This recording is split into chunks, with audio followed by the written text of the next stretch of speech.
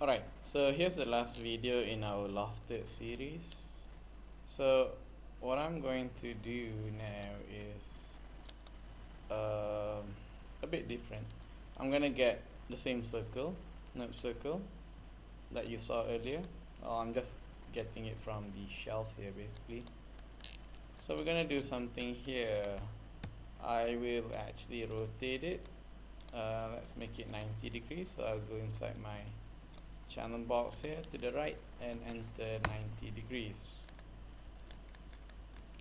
Sweet. Let's just scale it in X that way, scale it in Z that way.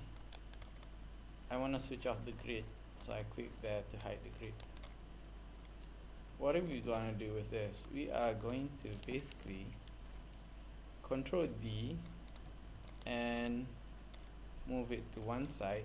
And I think for this it's best that we use a side X view. So I press spacebar to get my 4 views. Press spacebar here. Just zoom in a bit. Well, you can be a bit clever with this. Maybe we'll get side by side here.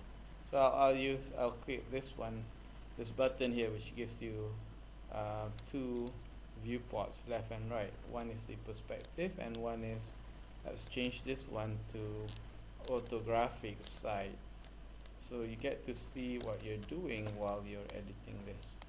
So what I want to do is I want to scale it down. So I'll click from the middle here so that it scales uniformly in all 3 directions. Let's just make it a bit bigger. Push it here a bit maybe. Press E to get my rotate, so I'll rotate it here a bit. Alright, so I want to bring it down. Okay, here's something that I haven't showed you before. You'll notice that right now things are moving in terms of the world space, which is okay. I can still move it, no problem. But sometimes I want it to kind of follow the object's space, object's axis. So I can do that by holding W and left mouse button and hold, and you'll see that a context menu shows up. Right now it is set to world, so I say I want it to follow the object space.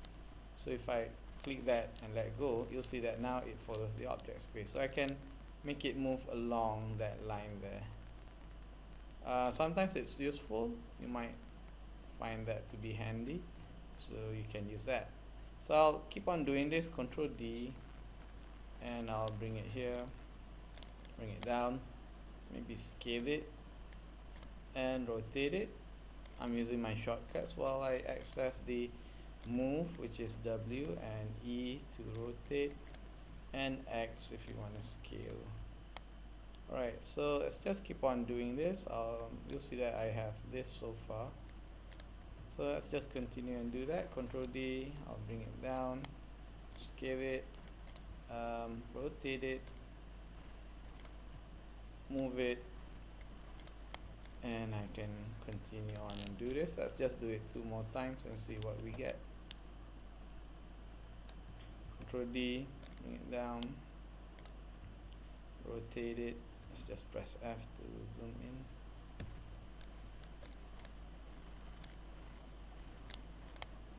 Scale it, maybe rotate it even more.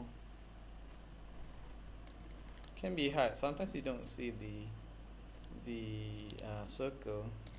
So if you don't, you can grab it from this perspective viewport here if you want to rotate it only in one axis. And you'll notice that I only click on that circle. It's rare that I move it, I rotate it in all 3 directions. Means that it's rare that I do that. You'll see that my rotations is going to be, all over the place. So I don't do that. So I'll undo that, and I'll select only the red circle and rotate it. I prefer to do it that way, and it gives you more control. And we'll just do one more time. Control D, bring it down, rotate it.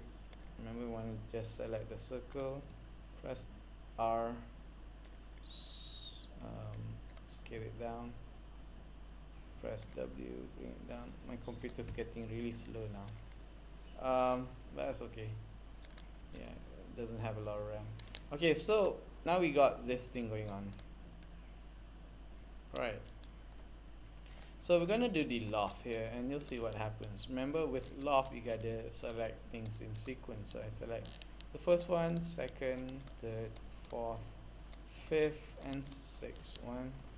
Go to surfaces and loft it, and you'll see that we get something like a beak going on. And if you remember anything from what we've been working on, is that, let's just press A and zoom that, is that you can still edit this. So you can, for instance, if you think that that looks a bit odd, you can move it wherever you want, rotate it wherever you want, so that it gives you the shape that you want earlier, that you want exactly. So I can keep on editing this. If I wanted to, maybe make some parts a bit smaller, maybe something like that, and so on. So give it a try. I'm gonna want you to explore this first. You might have some questions, and we'll use Discord for that purpose. If you have any questions, just put it there in Discord, and I'll be happy to answer your questions, inshallah.